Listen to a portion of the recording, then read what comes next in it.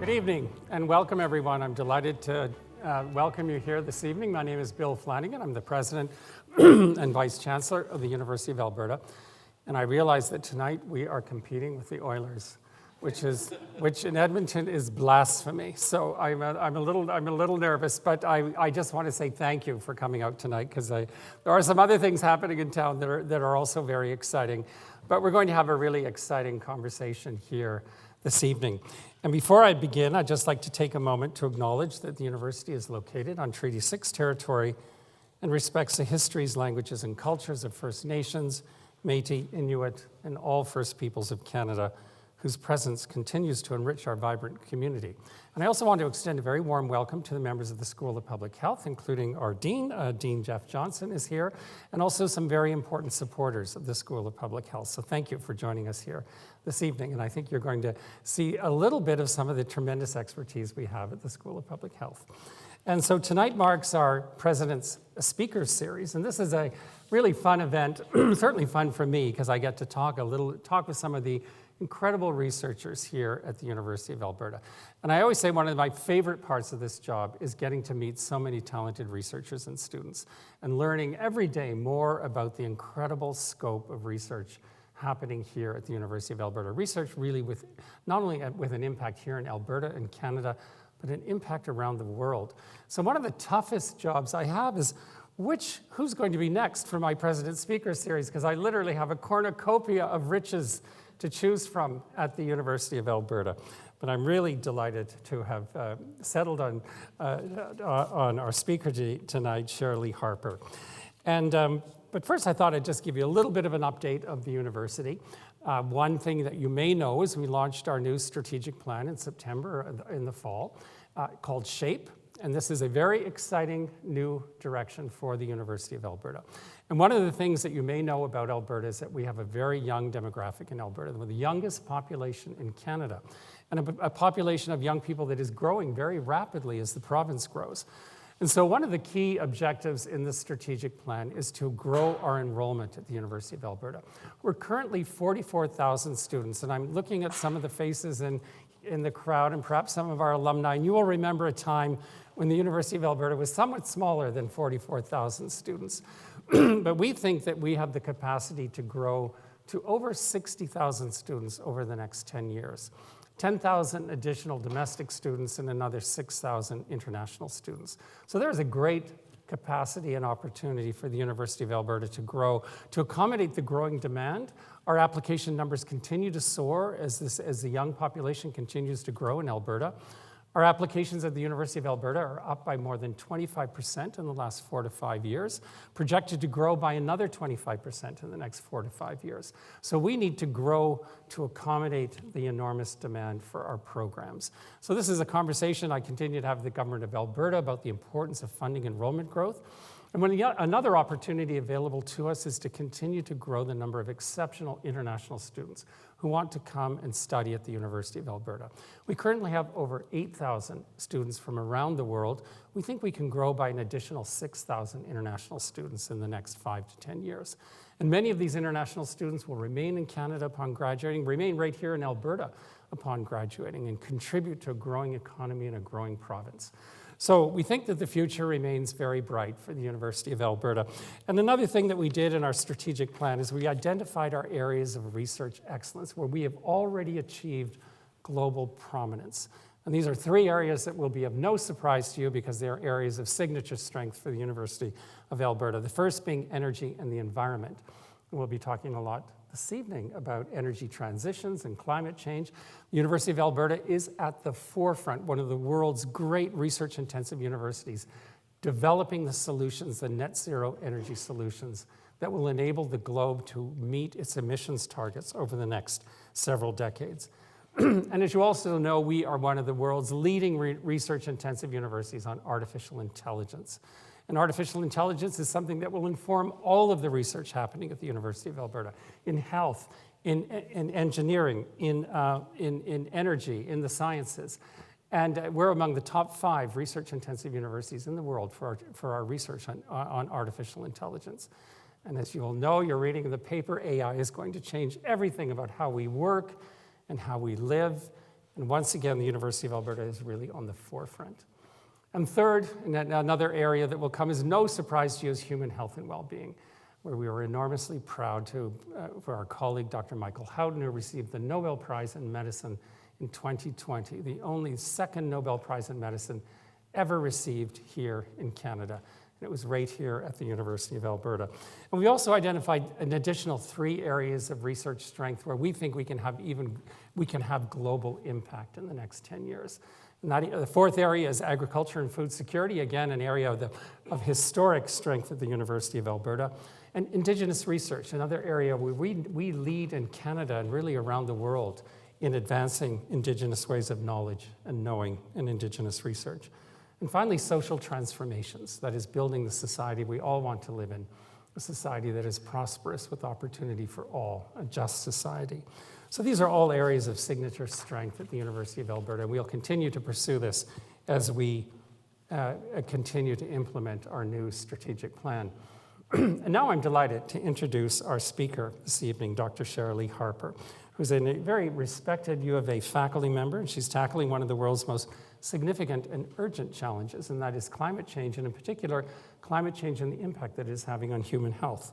And her extensive research examines the linkages between weather, environment, and public health in the context of climate change, and this is something very much on our minds last summer, and I think very much on our minds now as we see a very dry spring, and what might this entail for our summer in terms of wildfires, and I know we'll have an opportunity to talk a little bit more about that. And so she's known for her extensive collaboration, working with partners in a variety of sectors and all levels of government to understand the impact that climate change is having on people around the world. And her work has garnered international attention. She is currently the vice chair for the United Nations Intergovernmental Panel on Climate Change Working Groups, and was a lead author on 2 of the panel's climate change reports and served on the Gender Task Group. And here in Canada, Sherilee has co-chaired the Health and Wellbeing Advisory Table for the Government of Canada's National Adaptation Strategy, and was a coordinating lead author on Health Canada's latest climate change and health assessment. And for her outstanding work, the United Nations named Sherilee as one of 7 women scientists on the forefront of climate action. Right here, the University of Alberta.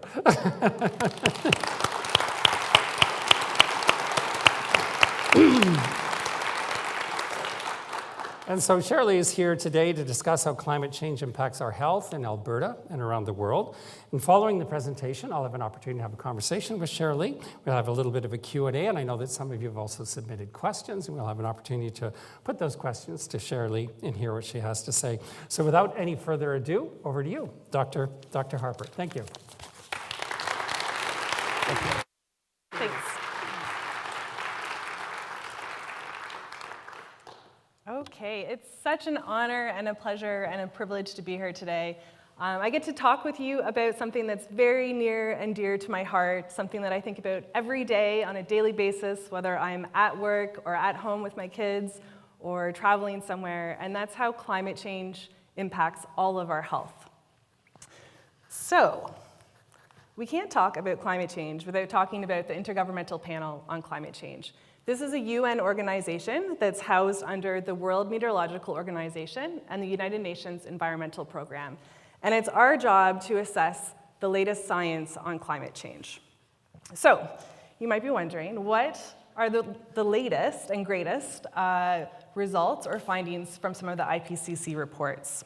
So what I thought I would do is walk through some of those findings to set the stage so we can talk about how climate change is impacting our health.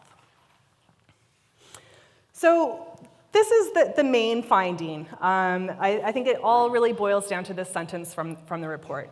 The scientific evidence is unequivocal. Climate change is a threat to human well-being and the health of our planet.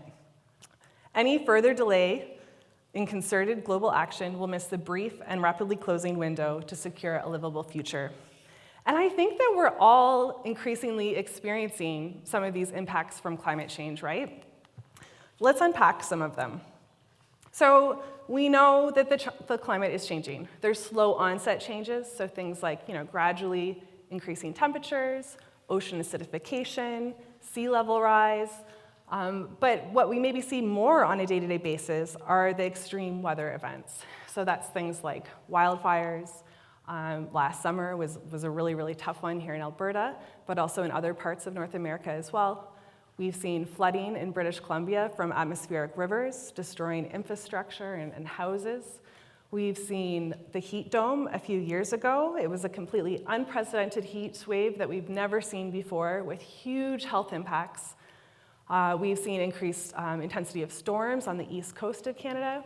We're facing drought. All of these things, climate change isn't something that's so far away anymore. It feels a lot closer to home. And those climate change impacts everything that we care about. It impacts our infrastructure, it impacts our culture, it impacts our economy, and of course today what we're talking about is how it impacts our health. The health impacts or the economic impacts, all of these impacts don't impact the population equitably. So we have places and people and communities who are experiencing more climate change impacts than others, are also the same people and communities and neighborhoods that have less access to resources to respond to those climate change impacts. And that's rooted in things like colonialism, in structural and social inequities. And in this last IPCC report, it was the first report in IPCC history that talked about how climate change is impacted by colonialism and how colonialism worsens climate change impacts, and it also impacts our ability to respond to climate change effectively. In our report, we also found that there are already millions of people around the world who have been impacted by climate change. And so you might wonder, how is climate change a health issue? How does it impact our health? And I have to say that from my own personal perspective, the more that I read about this, the more that I research it, the more that I talk to people about it, the more that I truly think that it impacts every facet, every dimension of our health. And so this is not an IPCC diagram. This is a diagram from the United States CDC. And it sort of illustrates how climate change impacts our health in these multifaceted ways.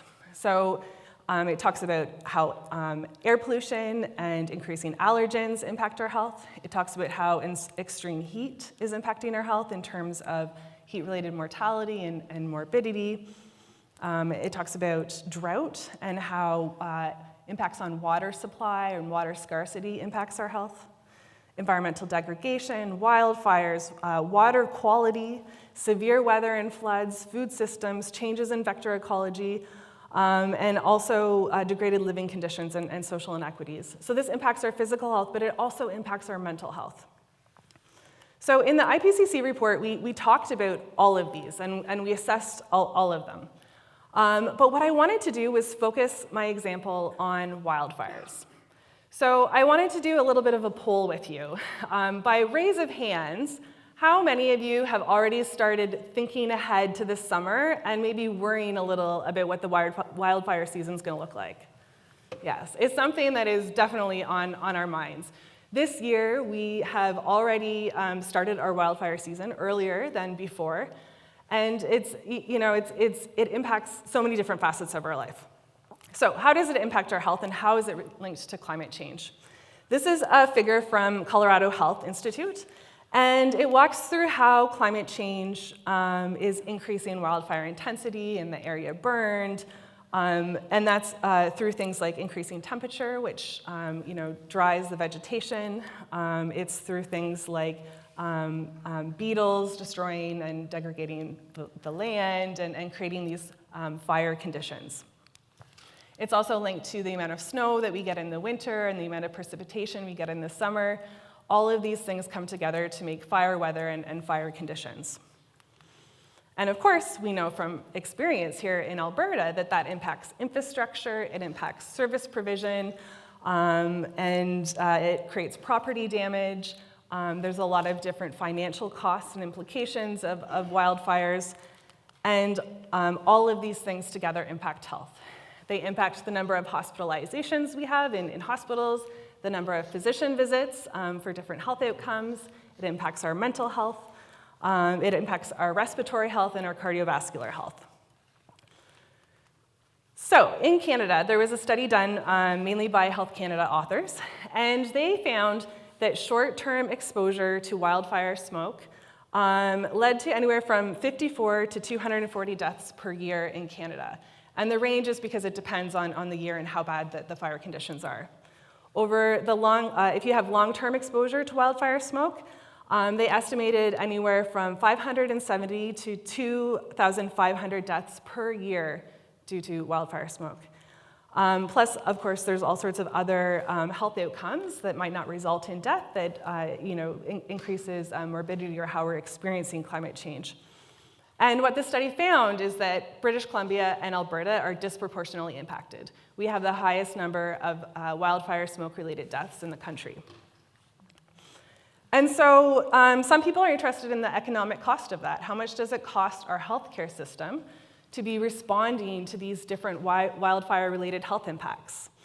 The same study estimated that it could cost up to $1.8 billion per year in healthcare expenditures, and that's just for the acute health impacts. For chronic health impacts, it depending on the year, could cost up to $19 billion in healthcare costs. And again, the largest economic impacts were in the provinces of British Columbia and Alberta. So let's look at an example a little bit closer to home. It's not in Edmonton, but it's in Calgary. And this study looked at the number of physician visits related to respiratory illness and cardiovascular disease. So they looked at the number of physician visits before a wildfire that took place in 2015. And you could see that during the wildfire, the number of visits increased, and after the wildfire, they continue to increase. So these health impacts sort of linger around. So clearly, climate change is impacting wildfires, and wildfires are impacting our physical health. And I gave examples of respiratory health and cardiovascular health, but it also impacts our mental health. And from an international perspective on the IPCC, I can say that some of the best research in the world on wildfires and mental health impacts comes from here, the University of Alberta. The strongest evidence and the strongest research that we have globally is based on wildfires that have happened in this province. So I wanted to go through some of those, some examples. So the 2016 Fort McMurray wildfire, 88,000 people had to evacuate, and there's been a lot of studies looking at the mental health impacts of that evacuation. And so on this graph here, you could see that over a quarter of the population that was evacuated experienced clinical depression. A little bit more, about 30%, experienced PTSD. And over 45% experienced insomnia from that evacuation experience. And I mean, I think that makes sense, right? If you think about some of those people, or maybe you have friends or family who have had to evacuate from a wildfire area, it's incredibly stressful. It's very disruptive. There's long-term impacts too in terms of property damage and trying to deal with insurers, and it's a very stressful situation. And we know through research that there's also clinical implications of that as well. But one thing that I'm increasingly concerned about as a parent is how it impacts our children's mental health. And you name it, the adverse mental health impact was increased after these wildfires in Fort McMurray. So increased tobacco use, increased depression, increased substance use or disorder, probable PTSD, depression, lower self-esteem, lower quality of life scores, increased suicidal thinking, and also anxiety. These things are all linked to that evacuation experience. And if you take that all together, almost half of the students from grade 7 to grade 12 met the criteria for one or more of these diagnosable conditions, even if they weren't present during the evacuation. And it just shows how close and interconnected communities are, and even if you're not the one directly experiencing the impact, or you didn't have to go through the evacuation yourself, how it impacts the entire community, and it impacts the mental health of all the children. We also know that the greater impact that families experienced from wildfires, so if you had property damage or if you were experiencing the evacuation itself, that leads to greater adverse mental health impacts. And these things are long-term. So sometimes people think that maybe that's just it's a very stressful event, but then you get over it and you move on. Well, we know from research that 1.5 years past the fire, 2.5 years, 3.5 years later, we're seeing that the mental health outcomes and conditions are actually worsening. They're not getting better over time, they're getting worse over time. And so that's an example of wildfires. It's something that we're looking at right now that's coming down the pipe, so to speak, in Alberta. But I could have gone through any other example that we experience in Alberta that's climate change related. I could have talked about droughts. I could have talked about flooding. I could have talked about extreme heat. And it's the same message every time. It impacts our physical health, it impacts our mental health, and it impacts people and communities disproportionately and inequitably. Now, I'd like to go back to the IPCC report. These are the types of studies that feed into the Intergovernmental Panel on Climate Change's assessment on climate change. And in the report, we didn't just talk about all the awful impacts that happen, we also talked about solutions. The United Nations Secretary General Antonio Guterres had dubbed our report as the Atlas of Human Suffering, which was true in some ways, but we were also disappointed because most of our report actually focused on solutions and what we can do to adapt and respond to climate change. So within the health sector, what do those include? Well, we evaluated the effectiveness of heat plans in the context of climate change within the health sector. We talked about early warning systems. We also looked at some really great case study examples from Australia, from their wildfires that they had, and looking at the impact of improved mental health service provision during emergency response and the positive impact that had on mental health for communities. And that included things like increasing the hours of mental health providers that they're available. It also included more telehealth and hotlines that people could call to talk about mental health. It also included some specific programming targeted at youth in terms of protecting mental health in that context.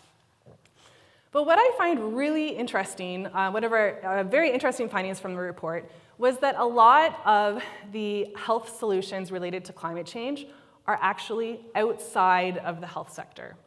So things like improved food security, safe water, access to green space and blue space, these are all things that are actually outside of the health sector, but that have really important impacts for good health.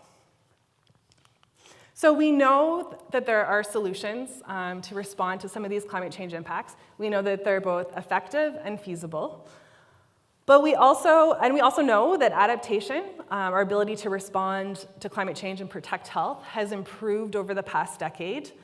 But we also know that progress is uneven. So some of the places that are experiencing the worst impacts of climate change, we're seeing less adaptation activities happening there. We're seeing less investment or financing opportunities for climate change response. We also know that we're not adapting fast enough, so we're not keeping pace with climate change. And some of the things that we're implementing now, today, might not be as effective at protecting public health as it will be 5 or 10 years from now. We also know that a lot of climate change adaptation strategies are still in the planning phases, and we really need to move that into implementation. So you might think that in Canada, that probably doesn't apply to us.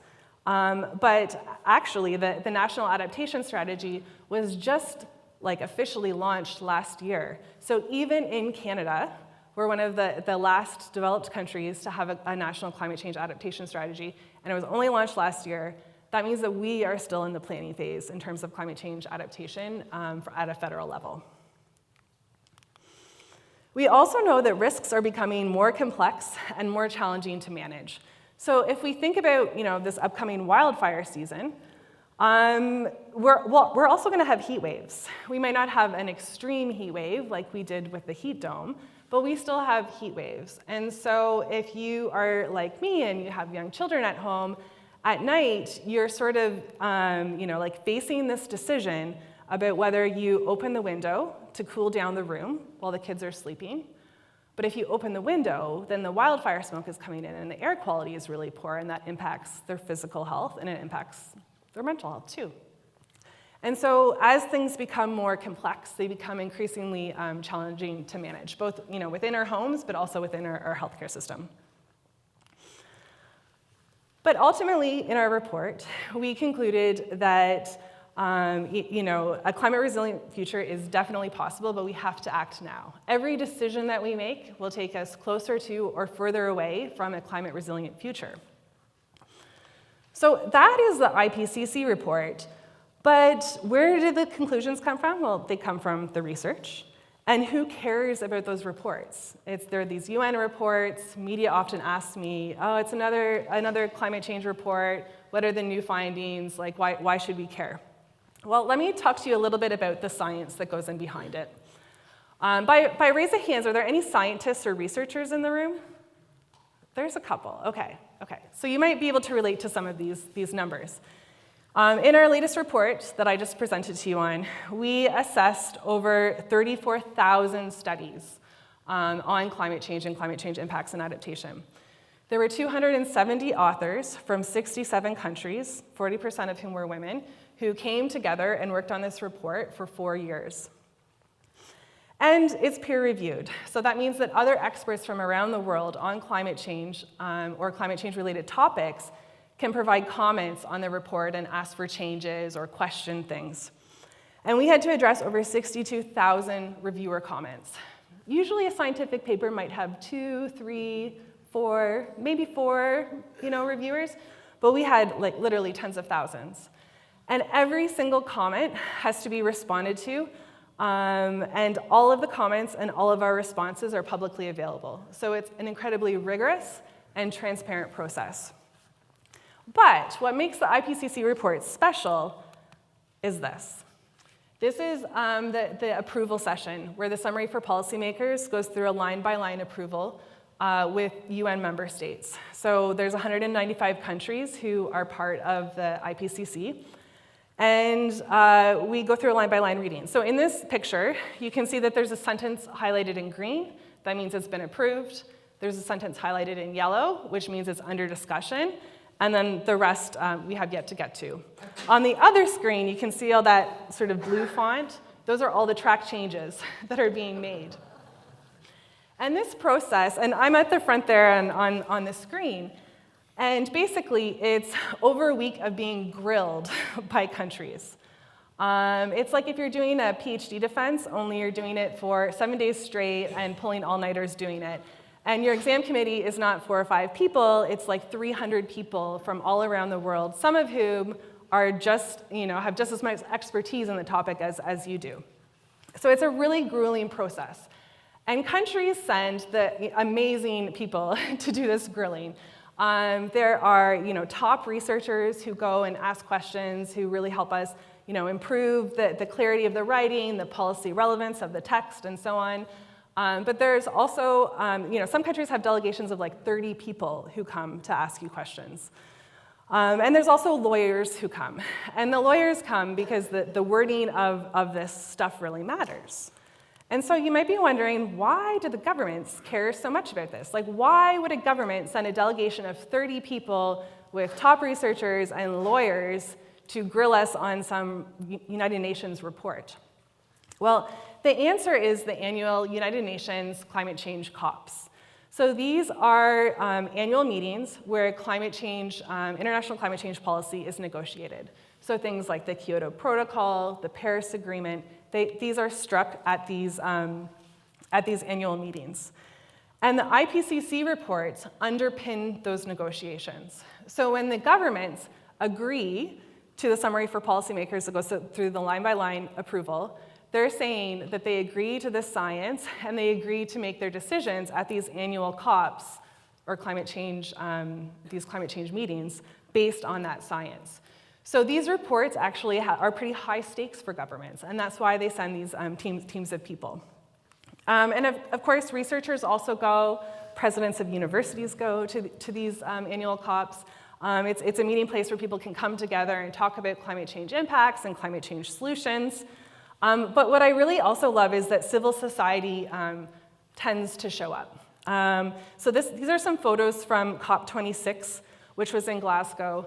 And it was a really cool venue because all of the different parties had to walk down several streets to get to the venue because they had closed down, like the streets so that we could walk there. And it didn't matter whether you were a government negotiator or you were an IPCC scientist like me, you had to walk down these streets. And they were lined with protesters demanding climate change action. And what was really cool about this COP was that the health community was really there. There were staged health-related protests, people trying to bring attention to the fact that climate change impacts our health. So at COP26, which was just only a few years ago, this was the first UN climate change COP that had a health pavilion.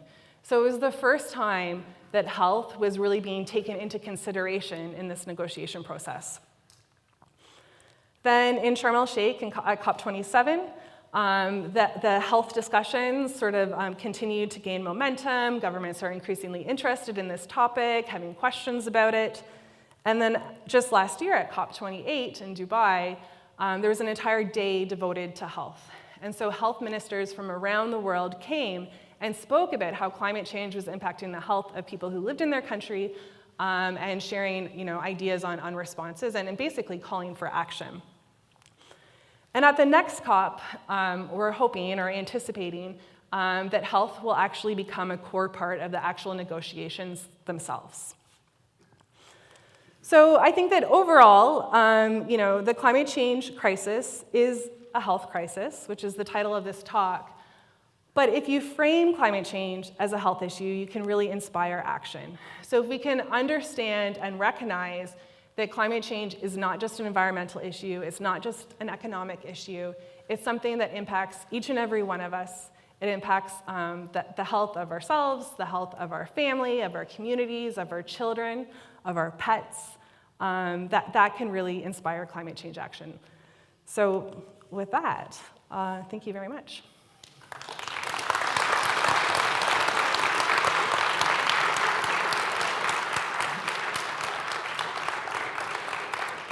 Well, thank you, Sherilee. And now we can have a little conversation. Please have a seat. This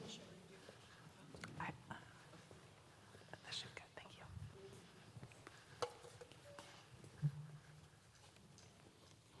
Now, Sherilee, as you mentioned, I was also at COP in Dubai. And Sherilee and I had a great meeting, and we were chatting all about climate change and impacts on health. And so I'm curious to get a bit more of your thoughts on COP. My own impression of it, it was a gargantuan event. It was, I think, 40,000 people. I'd never been to a conference that had 40,000 people before. And it was, as you say, people from around the globe were there. And there was a sense of urgency, I think, a sense of the world coming together. But at the same time, we know that the emissions targets we continue to miss. The world has not really had a meaningful impact on emissions reductions, notwithstanding 25 years of attention. Well, COP28, 28 years of COP coming together. So I'm just wondering if you can comment on the impact that conference has, the significance of that conference. And I was there to talk about all the great research happening at U of A, including yours, and all the research we're doing around net zero energy solutions and partnering with other universities and industry and government that are interested in driving that research forward. But curious to get your thoughts on COP and its significance. I think it's a really important question that we should all reflect on every single year. Is it worth it? Or is it making a difference? Does it have an impact? It is. It's a lot of carbon emissions, and people calculate that every year that it happens, right? And so I have been to the last several COPs, and every single time it's a hard decision on whether or not to go. But I always go because I feel like there is a lot of goodwill there. It's like a mega conference. There's like several conferences happening within a conference, and there are world leaders who go there. There's civil society shows up and protests, and I always feel really hopeful after I leave because the fact that there are so many people there means that it matters. if it didn't matter and the COPs had no impact and the decisions that were made there didn't matter, then people, not so many people would show up and would come. And I would say from an IPCC perspective, when I go there, it reminds me of why going through the tens of thousands of reviewer comments is worth it. So I'll see small island state delegations that will have the IPCC reports, which are very thick and heavy, highlighted with pages tabbed, and when they make an intervention during the negotiations, they'll say something like, on page 546, the line whatever, the IPCC report says this. Therefore, I'm demanding whatever. And so, as a scientist, that's a really exciting space to be in because it's true science policy interface. Do we need to do more? Of course. Do we need to do a better job of actually living up to the commitments that are made at COP? Absolutely. But I do think that there's value in them and that it's important that we continue to do them. Yes, and one thing that I often think about when I hear about climate change and the impacts it's having is that, as we know, the impacts will vary widely around the globe, depending on the susceptibility and the individual climates and circumstances of countries. And it often makes me think, well, what should we be doing here in Edmonton to prepare? And what are the likely impacts of climate change in Edmonton? I know some regions of the world will be more rain, more heat, or even less heat. The changes will vary dramatically. So what can we anticipate? Let's look 10 years from now, 5 years from now. Is our river going to dry up? Are we going to have a lot of flooding? Or is drought going to be an issue? Yeah, I think all of the above. I think that the climate that we live in today is completely different than the one that we lived in 10 years ago. But at the same time, our infrastructure, our policies, our public health responses and health systems are basically built for a climate that no longer exists. So what does the future look like? I don't know. More extremes. We know that there's going to be more extremes. We know that there's these slower onset warming that's going to happen. But I think that a lot of really great climate change action is actually happening at the municipal level. So things like, bike lanes and bike infrastructure, sustainable transportation, so buses and LRTs. Zoning bylaws are really important for climate change action. So are building codes. And all of those things that I mentioned, they might not seem like they're health related, but they're absolutely health related. All of those climate solutions are also health solutions, and seeing that interconnection between the two can be really helpful. And the Intergovernmental Panel on Climate Change, well, historically we've been mainly targeting the science policy interface at the international level. We're starting to move into that more municipal level as well. And so our next special report is actually going to focus on cities and climate change impacts on cities. And actually the conference that sort of kicked off this idea was actually hosted in Edmonton by the city of Edmonton, which was an international conference where municipalities and cities from around the world came to come up with this idea of a special report focusing on cities. So how is Edmonton going to look 10 years from now? It will be very different from today with more extremes. But I think that there's also a lot of really positive climate change action happening at a local level, including in Edmonton. One thing I'm interested is just looking globally, and you must hear, of course, from your colleagues around the world when you work on these UN projects. There's a number of cities and regions that are particularly susceptible and are seeing changes even more dramatic than what we're experiencing. I wonder if you might comment on where are the most susceptible areas of the world and what are the impacts that they're seeing, including the impacts on human health. Yeah, so in my slides, I had a slide that in the IPCC assessment report, we found that there are literally billions of people around the world living in climate change hotspots. So one place where I do a lot of my own research is in the Canadian Arctic. And we were just talking about actually at supper, just before this event, about how 15 years ago, the rest of the world wasn't really talking about climate change, but the Arctic was. And when I was working in the Arctic and talking to healthcare providers there and public health practitioners, climate change was at the top of their mind. Like the connection between climate change and health was very obvious to them because climate change was already impacting their communities. It was impacting their infrastructure. It was impacting their ability to get out on the land and hunt and fish and provide food for their family. It was impacting their water quality.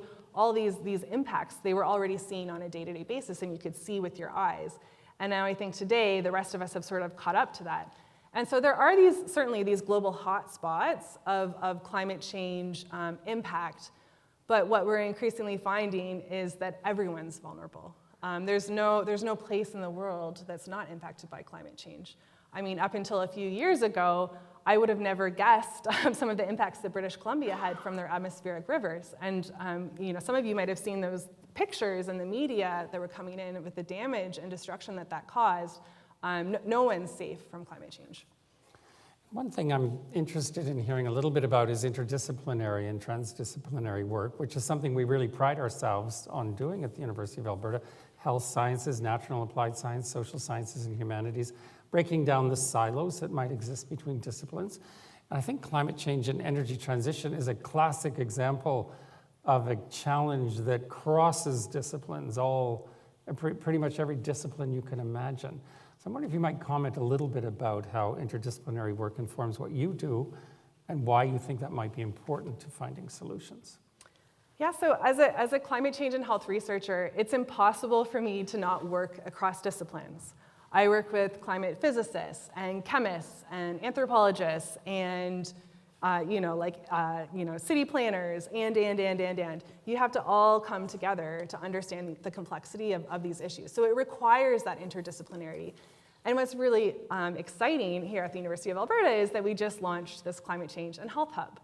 And it's a Climate Change and Health Hub, so you might automatically think there are physicians, there's epidemiologists like me, there's nurses, pharmacists who are involved in this Climate Change and Health Hub, but there are also engineers, there's also city planners, there are artists involved in the Climate Change and Health Hub, people with expertise in Indigenous knowledge systems.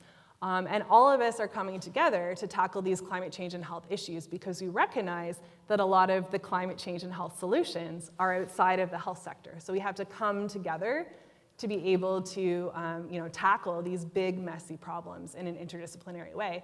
And the Climate Change and Health Hub will help facilitate that. Great. And one thing that I took a little while back, we have a free online course. For those of you with a little bit of spare time, I would highly recommend this course. It's called Energy Transition in the 21st Century. How do we make it happen? And it's a course offered by one of our colleagues here at the University of Alberta, and I thought it was great because I learned a great deal about the complexity of energy transition and just how difficult it's going to be, how much technology will need to be developed, much of which is happening right here at the University of Alberta.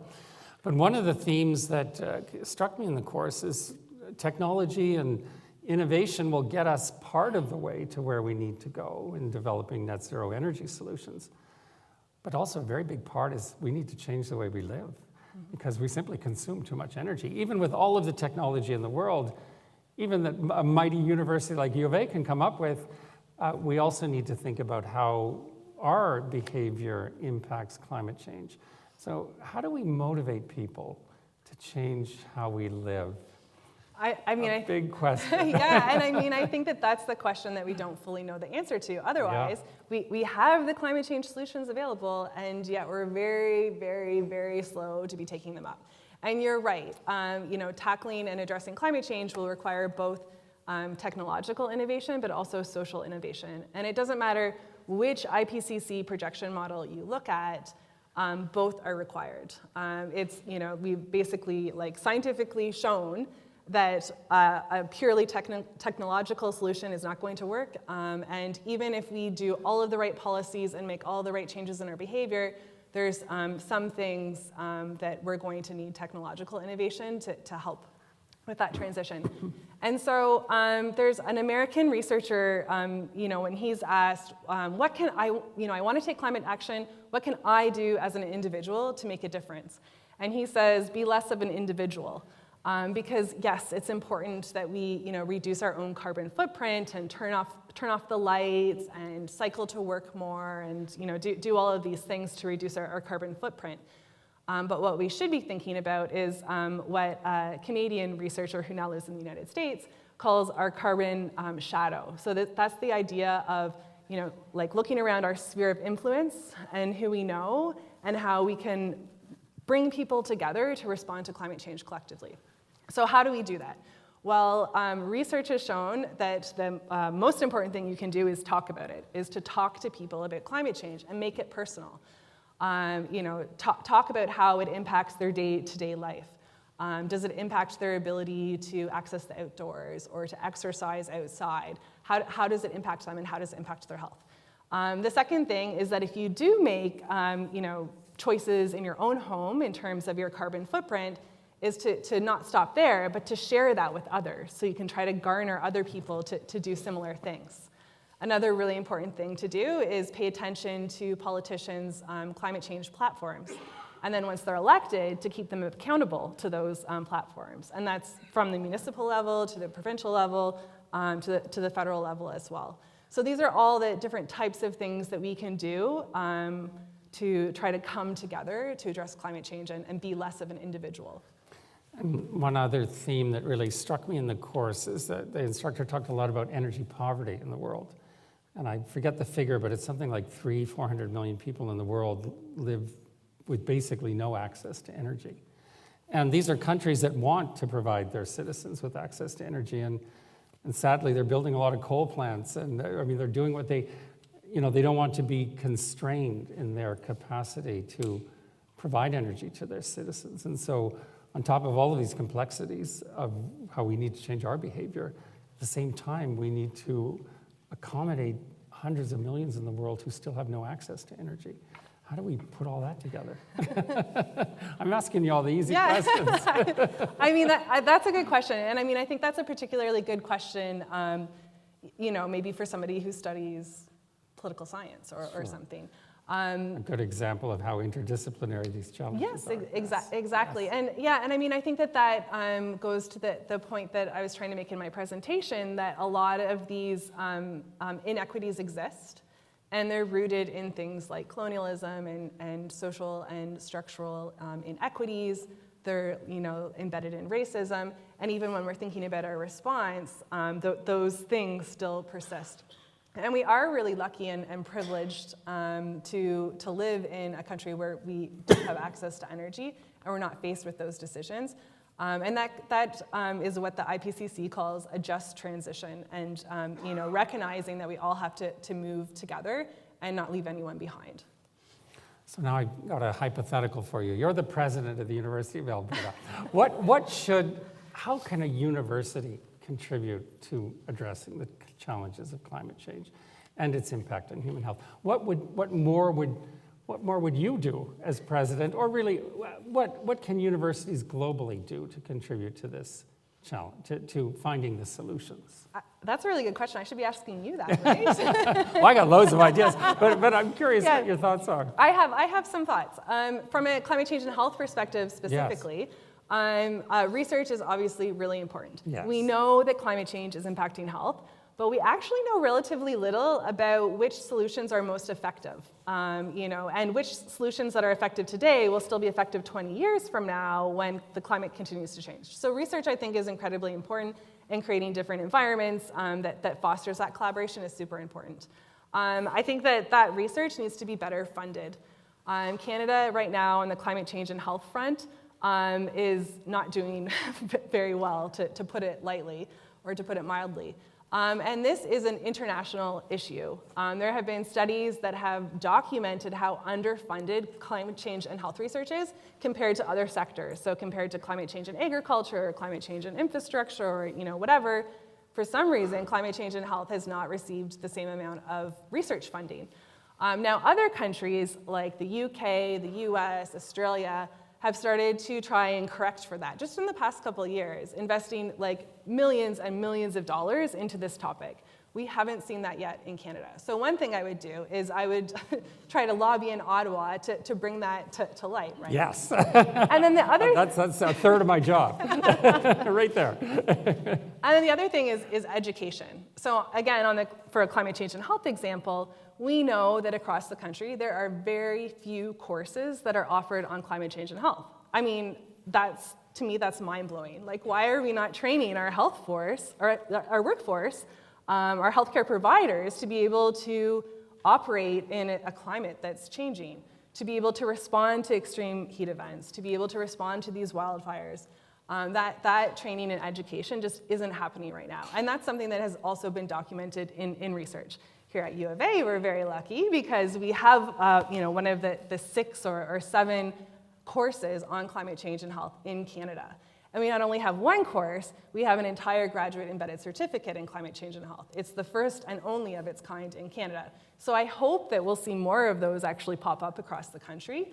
But I think that U of A has been really innovative in that space.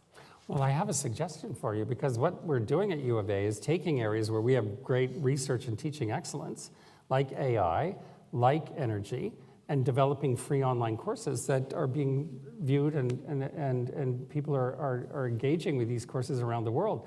Let's do something on climate change and health. I think that's a brilliant idea. Verna's got the team.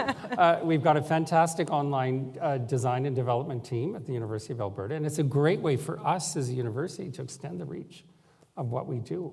So let's take that away, Verna. What do you say? So you'd mentioned at COP that you leave feeling hopeful. And I think I did as well. When you think of the attention and the sense of urgency that people bring to COP, understanding the importance that this poses for the world. So I'm wondering if you might talk a little bit more about your optimism. Why do you think that we as a species are going to be able to make our way through this? Yeah, I mean, as somebody who studies climate change, and as I said at the beginning, thinks about climate change and health every single day, probably like at least every hour a day, intensely, it can be really hard. I mean, speaking about mental health like that, it's a hard and heavy topic.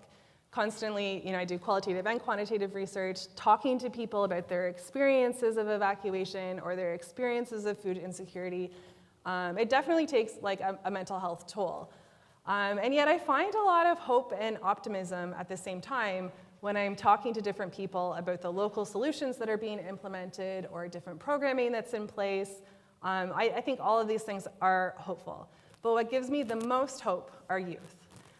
Whether that's youth protesting out on the streets, whether that's engaging with students in courses here at the University of Alberta, whether that's at COPs, seeing them make presentations and call for action.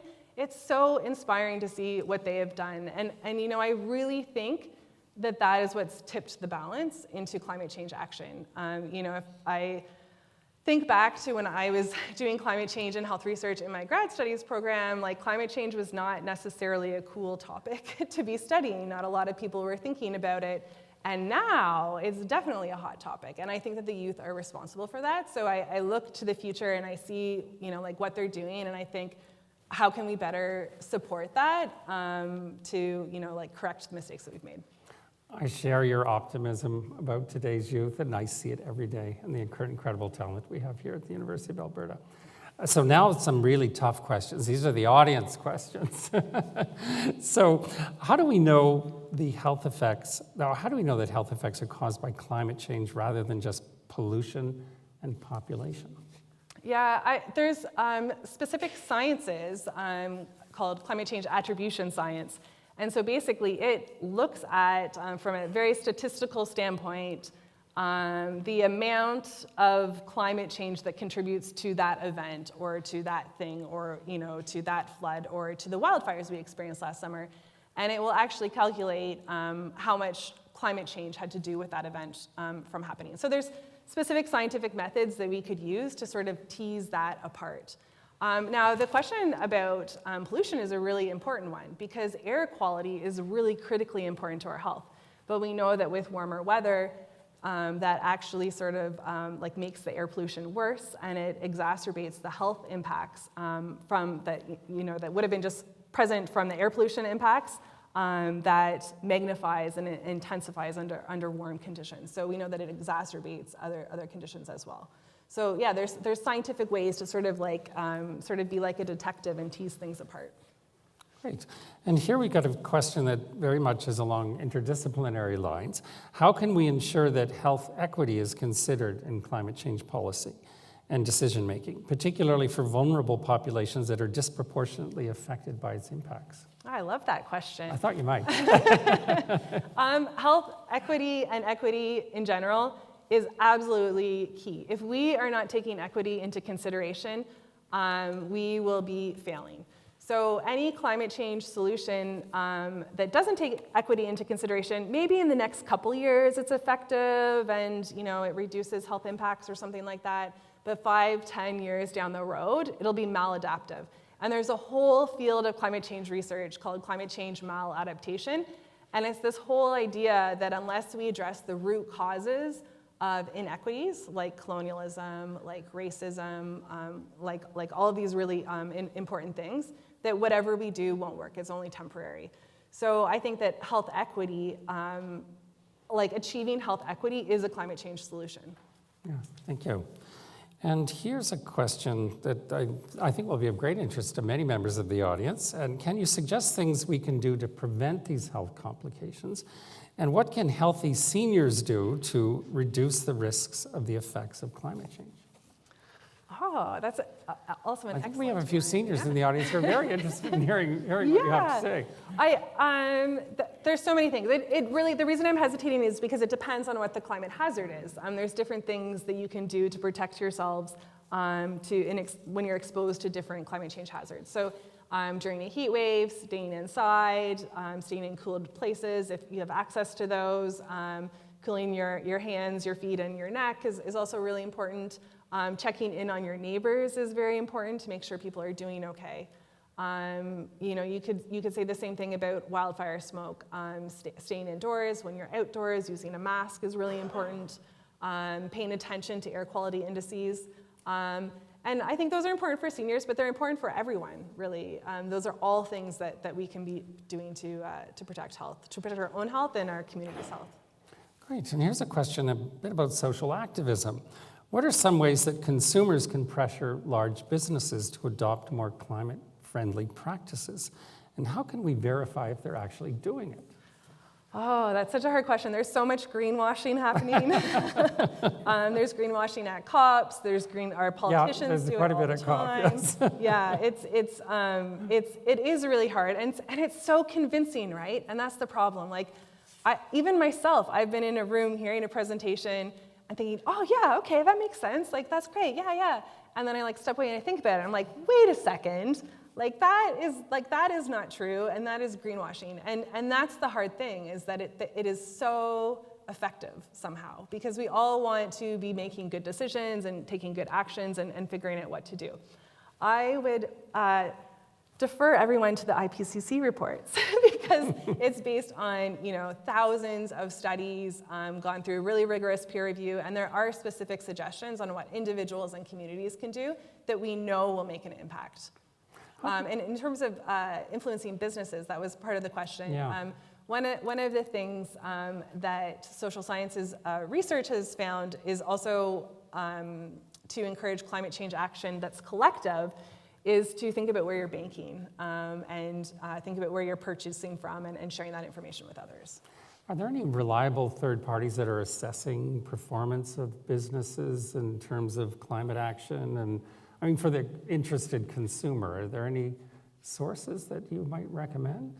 Oh, because it'd be hard to figure that out by yourself individually. Yes. I mean, there very well could be. Yeah. They're not that I am aware of or that I can make a recommendation on. Okay, another great project for you. Yeah, exactly. But I mean, I think that's a good question, and I think it's probably very complicated to do because it's about a life cycle of a product. And Yes. there's no simple solution. It might be better on one front but worse on another, and how do you balance that? Maybe a good example is what we eat.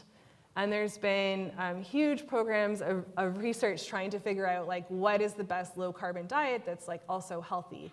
And you would think that that would be a very simple thing to try and calculate, but it turns out it's not. It's really complicated. Right. And there's even, there's a lot of healthy debate on, like red meat, for example, and Yes. like where does that fit into a low carbon diet? Right, yes. And so this is from an audience member who's determined to find the silver lining in the cloud here, if there is one. So we'll put it over to you. Might climate change have any positive effects on human health to balance the negative ones? And this is a question that you can tell an Albertan wrote this question. For example, a reduced incident of frostbite in warmer weather. Fewer slips, falls, and vehicle collisions as a result of treacherous ice. Yeah, I mean, yes, as an Edmontonian, I can definitely relate to that idea. And it's really interesting because we get asked this question actually quite a bit. Because it would make sense, right? Like it's getting warmer, so that must mean that in places like Edmonton, there must be some health benefits in the winter, like seeing less slips and falls, frostbite, cold-related mortality. So if we think that if that's our hypothesis, we could look back over the past couple decades and say, well, the climate has changed. We've seen heat-related morbidity and mortality increase. So if that's good for our winters and our health, then we should see cold-related morbidity and mortality decrease, right? But what we actually see is that in Canada, we've seen a slight increase in cold-related morbidity and mortality, and in places like the United States, it's held steady. And that's for a lot of different reasons, but it has to do with the mechanisms behind how weather impacts physical health outcomes. And so, yeah, it would be so nice to think that maybe there are some like positive health benefits of that, but there's actually been a lot of studies that show that, we're not seeing those benefits as a result of climate change, and the projections show that we won't see that in the future either. So much for the silver lining theory. Okay, thank you. And here, a great question kind of turns on what we had talked about earlier. Are there any courses available to enroll in? Is there a case for online classes available, like the one called Fire Effects, an online course at the University of Idaho? Yeah, there's lots of, I mentioned the climate change and health courses available here. They are online courses. There's also courses outside of health that are climate change related at U of A. There's an entire master's program that's being developed on sustainability that will have a strong climate change emphasis in it. So I think there's lots of opportunities to take courses, but there's also these massive online courses that people can take too. And places like Harvard and Yale and all of the, like the big Ivy League schools in the United States are increasingly offering these. And we're starting to see Canada pick up on that a little bit too, so hopefully we'll see even more in the future. Well, I think the U of A needs to be in the lead on this particular topic. Let's do it. So Vernon and I, we're going to pick that one up. And we'd be delighted to have you take the lead on something like that. Like I think could be a very important contribution to the community and beyond. But I think that wraps up all of our questions for today. But I want to thank you for a very engaging conversation. We're very proud of the work that you do here at the University of Alberta, and we're really lucky to have you here as a colleague and doing such meaningful work that is having such an impact around the world. And so with that, I want to thank all of you again for joining us here this evening. Our next President Speaker? 22nd of October. Oh, all the way back. Okay, this is our wrap up for the summer. So October 22nd, the topic's still yet to be determined, but and I hope it does not conflict with an Oilers game. We cannot make that mistake twice. So with that, thank you, everyone.